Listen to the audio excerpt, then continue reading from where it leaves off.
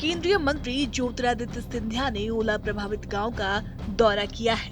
गौरतलब हो कि ग्वालियर जिले के घाटी गांव इलाके में तेज हवाओं के साथ तेज बारिश और ओलावृष्टि से खेतों में खड़ी किसानों की फसल खराब हो गई है।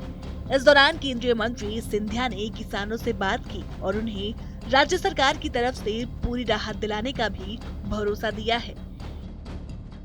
निर्णय किया सब कुछ छोड़ के मैं अपने अन्नदाताओं के बीच में आऊँ।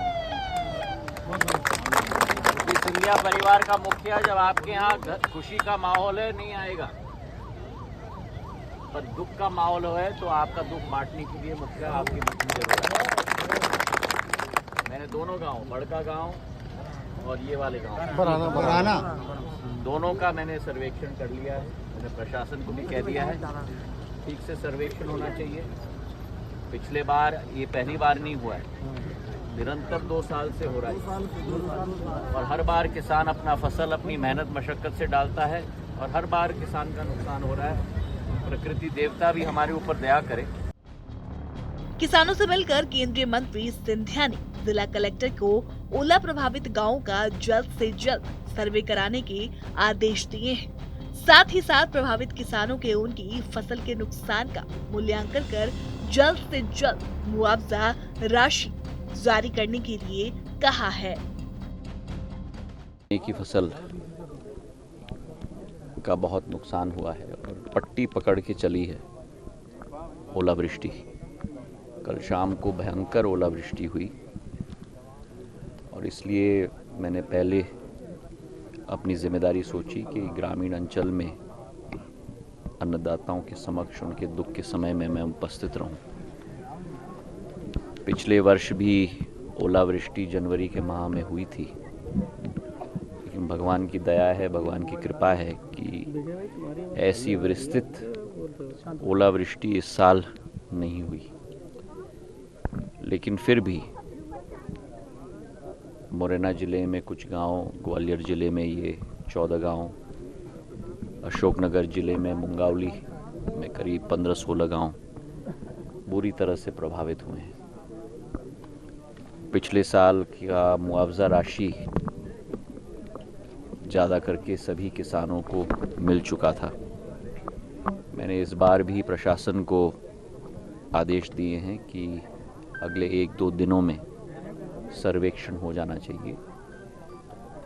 ज़्यादा जल्द जब सर्वे होता है तो पूर्ण नुकसान कभी कभी दिखता नहीं है, क्योंकि फसल तब भी पूरी सूखी नहीं दिखती। तो 1-2 दिन में सर्वेक्षण हो जब ठीक मूल्यांकन हो पाए और फिर हमारे अन्नदाताओं के लिए मुआवजा राशि की प्रावधान भी शासन की नीति के आधार पर किया जाए। चंबल अंचल गेहूं, सरसों और चने की फसल बोई गई थी जो पककर खेतों में तैयार खड़ी थी। ओलों ने पूरी फसल खराब कर दी। जिला प्रशासन के प्रारंभिक सर्वे में भी इन गाँव में 80% तक के नुकसान का अनुमान लगाया जा रहा है। प्रभावित किसानों ने रूंधे गले से कहा कि हमारी फसल पूरी टूट गई, अब तो जानवरों को भी खिलाना पड़ेगा।